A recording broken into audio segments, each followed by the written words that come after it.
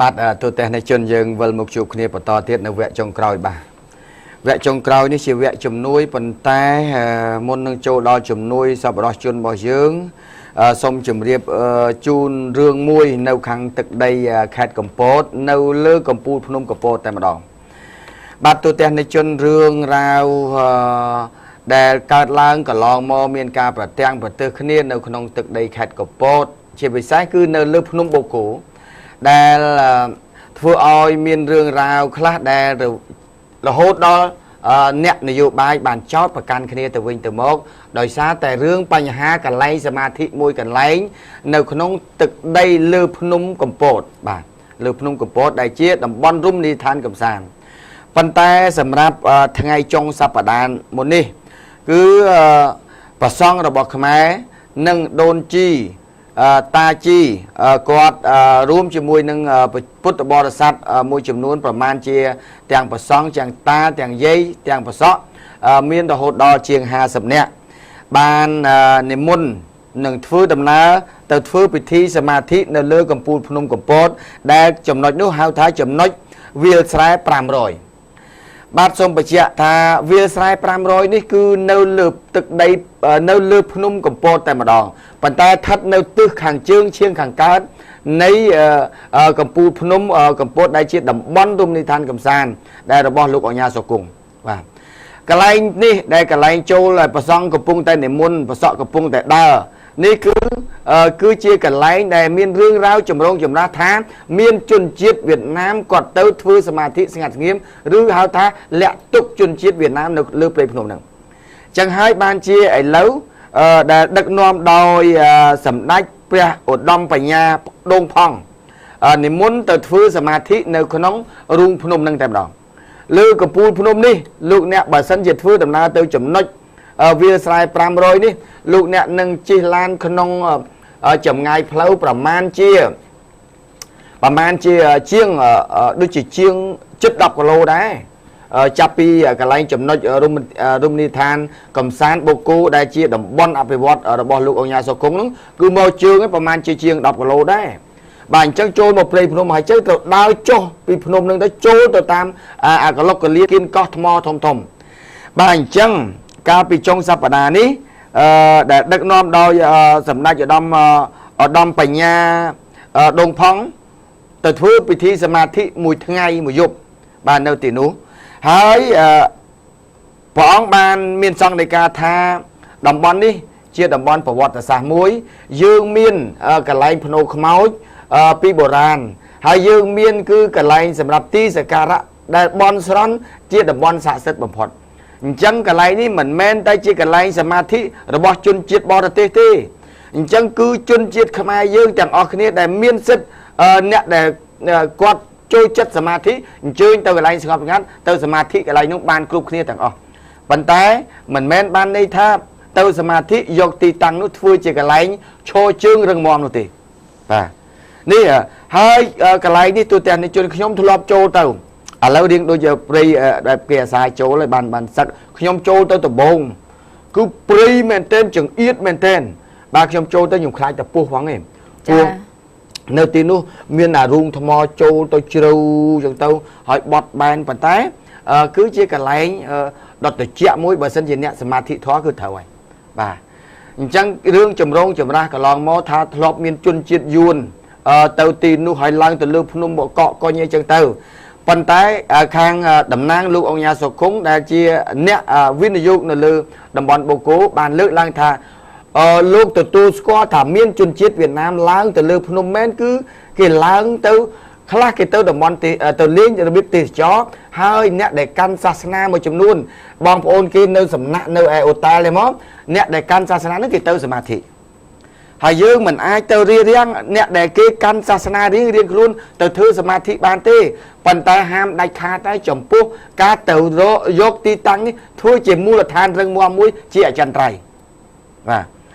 អញ្ចឹងហើយបានជាធ្វើឲ្យមានចម្រូងចម្រាសរហូតដល់រដ្ឋសភាបានសម្រេចឲ្យតំណាងរាស្ត្រទាំងតំណាងរាស្ត្រគណៈបកប្រឆាំងទាំងតំណាងរាស្ត្ររបស់គណៈបកដែលកាន់រដ្ឋាភិបាលទៅទាំងអស់គ្នាដើម្បីឲ្យឃើញថាតើទីតាំងនឹងវាយ៉ាងម៉េចបាទអញ្ចឹងវាអស់មានការសង្ស័យតទៅទៀតហើយ cứ tì tăng nó cứ bất chia cả lạnh đầm bón Samadhi mến hai từ tôi có tham miền chuyên chiết Việt Nam tấu thưa Samadhi mến phần tay mình mến tấu thưa chia cần lạnh te ở chân trái thì tái chia được biết hao tha sasana chẳng không ai dương của ai từ thưa Samadhi bán chuyên chiết na của ai từ thưa Samadhi bán cứ nếu không tự đây không ai nít chỉ tự đây không ai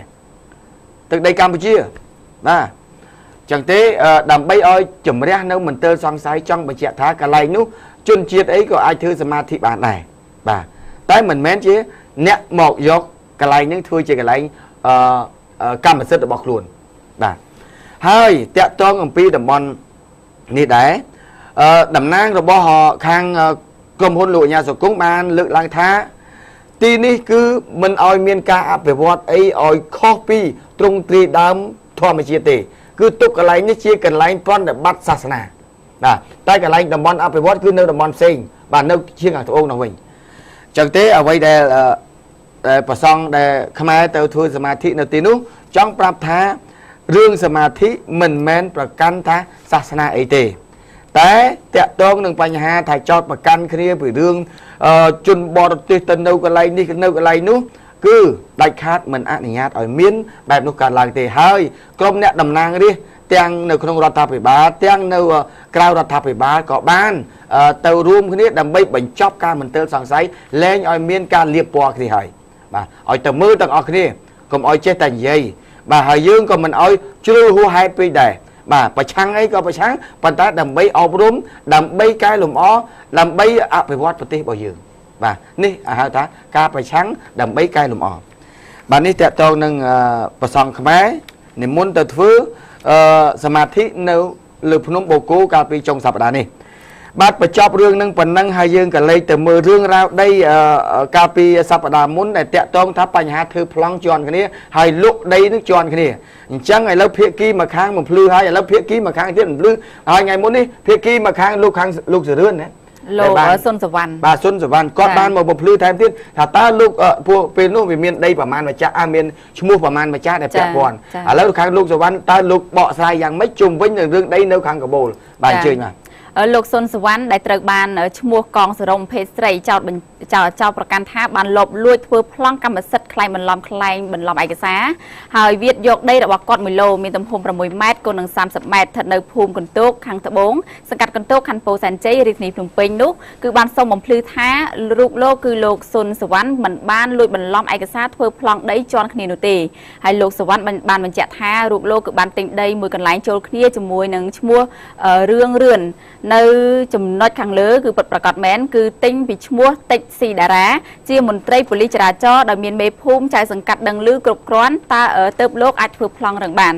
ไอโลกติสีดาราบ้านอ่างท่าโลกมีได้มือกันไหลถัดในตีต่างขังเลือคือในภูมิกันตกนั้นคือหอยบานปูเจียเจียใบโลคือมวยโลลูออยโลกสุนสวรรค์ประกอบแม้นนั่งมวยโลลูออยเนี่ยสไลกองสรมไอมวยเตี้ยออยมวยโลไอมวยเลอาจจะออยมวยโลเตี้ยคือลูออยเนี่ยเสียงปันใต้โลกมันโยนซาทาให้ไอก่อสุนสวรรค์ตื่นเพื่อพลังตุ่มลีปีโลโจลคณีตะวิ้งคือเวียดยกได้ระบเนี่ยสไลกองสรมมวยพลังได้รูก้อนนั่นคือบ้านลูออยได้เรื่องนี้โลกอาเพื่อจิตสะใส่ไอเนี่ยสไลกองสรมกรุบเปย์ไปเรียบานจ้ะบาดตัวแต่ในชนแล้วนี่กอดฉลายฉลองเนี่ยกอดหายบาไม่ลูกสวรรค์ทางนึงไอ้ทั่วสะไซอ้อยใส่กองสรมบานจังเตสมอ้อยเพียกี้ได้เพียปอนทางออกเนี่ยตัวจะเจคเนี่ยจ่อบาหายขยมมันแมนจีเนี่ยเวทเนี่ยจะทานในนิโคในนุเต้าในนิเต้าในนุโคเตบานจังเตขยมกรอนแต่สมลึกเนื้อตุสนะบองปนแต่งซองข้างถ้าเต้าเนี่ยหน้าบ่มเปลี่ยนเลือดหน้าน้ำเปลี่ยนหน้าส้มชลายมั่วหายส้มอ้อยปิจานาแต่งออกเนี่ยหายจังไงเป็นทางการน้องลึกลางข้อลูกอสวรรค์บนพลือมอทางในข้อทางใหญ่ข้อบองสรมเนาะทางลูกใส่สรมเนาะบนพลือมอจังแต่งประมาณเพียกี้นี่สมอ้อยฝึกการดอกทรายจมูกที่จ่อหายช้ำก่อนแต่ถ้าลึกในตู้สนะแต่งซองค้างดังไปฝึกการพิจารณาแต่เนี่ยนาข้อเนี่ยนาเต้ามีแต่เพียกี้แต่งอ้อนึงเตะได้เชี่ยมาจากได้ดังประวัติให้นึงเนี่ยพุ่มคมนึงเตะได้เชี่ยเนี่ยดังประวัติได้ที่บ้านแต่เชี่ยนี่ฉับเต้าบาสมัยการช้ำเนี่ยดังแต่ถ้ายกตู้สนะบองผลได้กอดลึกแต่งซองค้างบาดเอาคนได้มีการบ่มพลือดังไปเอาไปเชี่ยชิดาสละหายไปให้เชี่ยจิตจ่อไปเรื่องนี้จะจ่อไปบาตามคือเคยกอดมาบ่มพลือตัวเป็นจะหมอนะบาไทยมาค้างที่กอดตัวเนื้อ ថាគាត់បានលក់ឲ្យណាឲ្យណាច្បាស់លាស់មិនចឹង ប្រហែលឡូចា បាទហើយចុងក្រោយនេះគឺជាជំនួយទូទាំងនៃជនជំនួយប្រជាពលរដ្ឋក្រីក្រចំនួន3គ្រួសារនៅទឹកដីខេត្តកំពង់ស្ពឺដែលបានស្នើសុំជំនួយឧបត្ថម្ភពីសប្បុរសជនតាមរយៈហងមាសនេះឥឡូវយើងបានផ្ដល់នៅជំនួយទាំងអស់នេះដល់គាត់ហើយលោកយាយអ្នកមីងដែលគាត់រស់នៅផ្ទះកត្រេកកត្រាក់ដង្ហើយហៅរកសុំជំនួយឥឡូវនេះថវិការបស់យើងបានប៉ុណ្ណឹងហើយនឹងមានអង្ករមានមីមានត្រីខបាទដែលបានផ្ដល់ឲ្យក្រុមគ្រួសារចំនួន3គ្រួសារនៅក្នុងភូមិខុសគ្នាក្នុងឃុំរលៀងចកស្រុកសំរោងទងខេត្តកំពង់ស្ពឺដែលបានទទួលនៅជំនួយទាំងអស់នឹងហើយនឹងថវិកាមួយចំនួនទៀតទូរគតជនទាំង3គ្រួសារនេះមានលោកយាយយ៉ងគីគាត់អាយុ69ឆ្នាំទៅហើយរស់នៅក្នុងភូមិលាក់អន្លូងឃុំរលៀងចកស្រុកសំរោងទងខេត្តកំពង់ស្ពឺទី2លោកស្រីសែមរងអាយុ74ឆ្នាំលោកយាយចែមរំអាយុ74ឆ្នាំរស់នៅក្នុងភូមិបន្លាស្អិតបាទបន្លាស្អិតឃុំរលៀងចកដែរក្នុង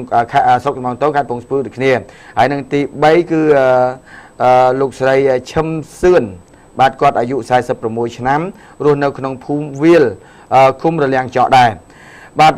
គ្រួសារទាំង3គ្រួសារនេះគឺទទួលបាននៅជំនួយពីសប្បុរសជនរបស់យើងដែលផ្ដល់តាមរយៈទូរទស្សន៍ហងមាសបាទដែលមានទាំងក្នុងប្រទេសនិងក្រៅប្រទេសហើយនឹងតបមកទៀតយើងមានជំនួយមកបន្តដែរហើយបញ្ចប់ពីរឿងនេះក៏មានក្រុមគ្រូដែលគាត់មានសទ្ធាជ្រះថ្លាជួយជំនួយចឹងដែរហើយហងមាសរបស់យើងក៏បានទៅផ្ដិតយកដែលគាត់ចង់ឲ្យបង្ហាញនៅជំនួយរបស់គាត់យកទៅដល់សិស្សដែលក្រីក្របំផុតនៅក្នុងទឹកដីខេត្តកំពង់ស្ពឺដែរអញ្ចឹងសាលាគណៈគ្រប់គ្រងសាលាចំណេះដឹងទូទៅ Royal Intercon ដែលជាសាលាចំណេះដឹងទូទៅនឹងសាលាចំណេះដឹងទូទៅ Hello American បានផ្ដល់នៅថវិកានិងជំនួយមួយចំនួនទៅឲ្យខាងសិស្សសាលាបាទនៅខាងសាលាបឋមសិក្សាអង្គតលិកនៅក្នុងឃុំសម្បូរស្រុកសំរោងទងខេត្តកំពង់ស្ពឺដែរបាទដែលខ្ញុំនិយាយមិញថាដែលប្រជាពលរដ្ឋផ្ញើសារមកមិញថានៅវត្តអង្គតលិកមានគ្រឿងញៀនហ្នឹងបាទអញ្ចឹងឥឡូវនេះជំនួយទាំងអស់នេះគឺសម្រាប់កូនក្មួយតូចដែលនៅសាលាទីជនបទដែលធ្វើឲ្យខាងសាលានៅក្នុងក្រុងភ្នំពេញហ្នឹងផ្ដល់នៅថវិកានិងសម្ភារៈសិក្សាមួយចំនួនដោយសារតែពេលវេលាជិតដល់ចូលឆ្នាំទៅហើយអញ្ចឹងខាងសាលានេះគាត់បង្រៀននៅឯក្នុងភ្នំពេញគាត់មានថវិកាខ្លះគាត់បញ្ជូនជាជំនួយរបស់គាត់ហ្នឹងទៅដល់កូនទាំងអស់គ្នានៅឯខាងតំបន់ជនបទមាត់ញោកដែលជាសាលាដែលក្រីក្របំផុតបើតាមលោកស្រីភួងសុភាពដែលគាត់ជាប្រធានគ្រប់គ្រងសាលាមត្តេយ្យចំណេះដឹងទូទៅ Hello American ហ្នឹងគាត់បានថ្លែងថាកម្មវិធីនេះគឺបង្កើតឡើងគឺក្នុងនាមសប្បុរសធម៌ក្នុងគោលបំណងមិនត្រឹមតែធ្វើការស្វែងយល់អំពីសិស្សនៅតាមតំបន់ជនបទប៉ុណ្ណោះទេប៉ុន្តែគឺដើម្បីឲ្យក្មួយតូចគាត់ស្វែងយល់អំពីជំនួយមនុស្សធម៌ថាយើងត្រូវចេះជួយគ្នាទៅវិញទៅមកយើងទោះបីរៀននៅសាលាឯកជនសាលាជនបទមាត់ញោកយ៉ាងណាក៏ដោយប៉ុន្តែមូលដ្ឋានគ្រឹះនៃធនធានមនុស្សមិនមែនតតែរៀននៅទីប្រជុំជនបានចេះទេបាទនៅជនបទដាច់ស្រយាលប៉ុណ្ណាក៏ដោយចំណេះដឹងគឺកើតឡើងដោយការព្យាយាមកើតឡើងដោយការខំតស៊ូនៅក្នុងជីវិតអញ្ចឹងអាណាព្យាបាលនៅតាមតំបន់ជនបទកុំគិតថាខ្លួនឯងក្រតតែគេមានបានរៀនបានខ្ពង់ពោះយើងខំឲ្យកូនតស៊ូលក់របស់របរតិចតួចបាទចិញ្ចឹមឲ្យកូនទៅរៀនដើម្បីចំណេះដឹងព្រោះយើងគ្មានអ្វីចែកសំខាន់ក្រៅពីចំណេះដឹងឲ្យកូននេះទេបាទអញ្ចឹងហើយបានជាឥឡូវនេះក្មួយដែលបានអញ្ជើញទៅដល់ទីនោះក៏ដូចជាសាលាដែលគ្រប់គ្រងសាលាចំណេះដឹងទូទៅ Royal Intercon និងសាលាអាមេរិកាំងសាលាអាមេរិកាំង Hello American បាទ Hello American ដែលគាត់បានទៅជួយនេះគឺជាសន្តានចិត្តដ៏ល្អដើម្បីស្វែងយល់អំពីសិស្សក្រីក្រនៅតាមតំបន់ជនបទសូមឲ្យសាលាដែលមានមួយចំនួននៅក្នុងក្រុងភ្នំពេញយកគំរូធ្វើបែបនេះទៅដើម្បីជួយដល់កូនសិស្សតូចដែលគាត់កំពុងតែរៀនទាំងលំបាកនៅឯតំបន់សាលាដែលដាច់ស្រយាល បាទឥឡូវនេះជាចុងក្រោយគឺជាជំនួយរបស់សប្បុរសជនរបស់យើងដែលបញ្ជូនមកពីខាងសហរដ្ឋអាមេរិកបាទមានឈ្មោះដូចខាងក្រោមមកសូមជឿមានឈ្មោះគឺអ្នកស្រីយឹមសិលាគឺឧបត្ថម្ភប្រាក់ជូនលោកយាយដែលសុំក្តាមបញ្ជូនហ្នឹងគឺចំនួន$50និងជួយឧបត្ថម្ភដល់ជនក្រីក្រហ្នឹងចំនួន$50ហើយអ្នកស្រីអៀងហុងហៀងចំនួន$30ហើយឧបត្ថម្ភទៅដល់លោកយាយដែល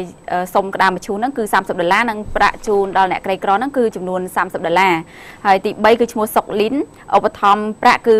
$20ទី4ឈ្មោះអុកសាគុណឧបត្ថម្ភប្រាក់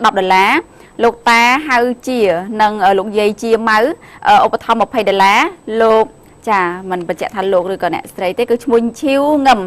ឧបត្ថម្ភ$20សុផាន់ណាឧបត្ថម្ភ$5និងឈ្មោះលុចពេជ្រឧបត្ថម្ភ$5សរុបទាំងអស់ហ្នឹងគឺ$240ចាបាទគាត់ទាំងអស់មកពីរដ្ឋណាខ្លះរដ្ឋ Lowell រដ្ឋ Massachusetts បាទមាន Lowell Massachusetts នៅសហរដ្ឋអាមេរិកអរគុណបងប្អូននៅរស់នៅសហរដ្ឋអាមេរិកដែលបានផ្ដល់នៅថវិកាសរុបទាំងអស់$240បានដល់ដៃខ្ញុំហើយបាទហើយក៏អរគុណចំពោះបងស្រីនិងក្មួយស្រីឈ្មោះមេងសុគន្ធអ៊ីលីយ៉ាមេងសុគន្ធអ៊ីលីយ៉ាដែលហៅសៃនាងបាទម្ដាយឪពុករបស់ក្មួយស្រីគឺរស់នៅក្នុងព្រែកនៅក្នុងឃុំព្រែកថ្មីបាទឃុំព្រែកថ្មី